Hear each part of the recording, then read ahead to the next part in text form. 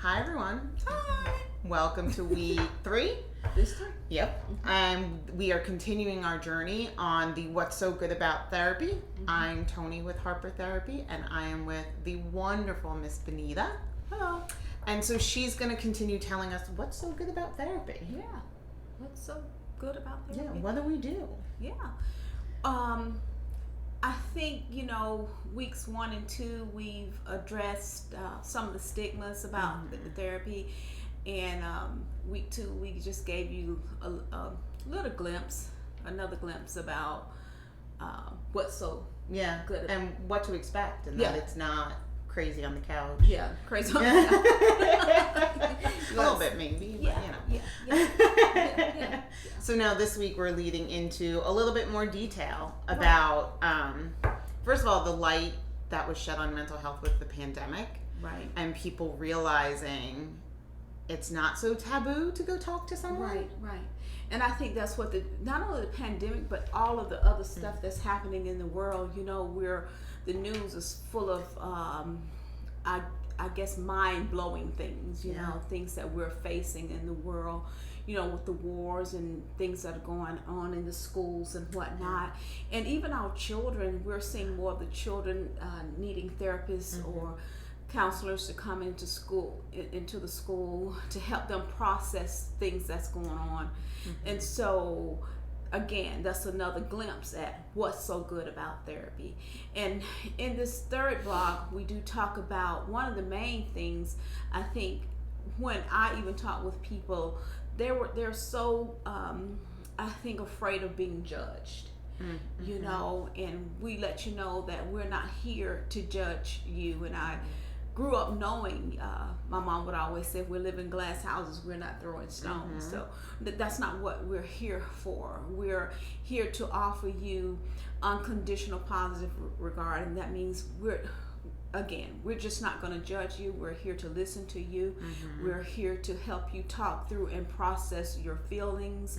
We're here to give you some ways of coping. That's not the only thing we'll do, and we'll talk to you about that later on. That's not all. That's not the only thing we're going to do for you, though.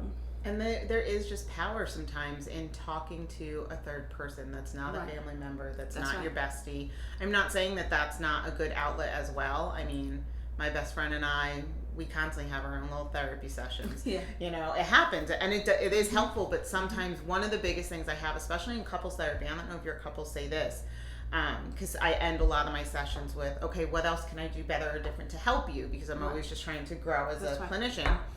And most of them will say to me, no, this is great. It's just nice to have a third party hearing it and being able to call us out. So it really does, and that's just a piece of what happens in these rooms, is that we're able to be that third party for you and hear it, and maybe call out that, hey, you have a toxic family member, and help you give yourself that permission slip to not have as much contact with that family member or whatever it is that you need. Right. And I'm glad you brought that up about couples, because a lot of times in couples therapy, they don't say those things. They don't address the elephant in the room. And I've heard so many times, I've learned more about you here than I've known about you in 10 years, 11 years, 5 years, 3 years. And so those things do need to be addressed. So that's another thing, again, at the risk of sounding cliches. That's what's so good about therapy. Those things that you don't bring out alone is brought out in therapy.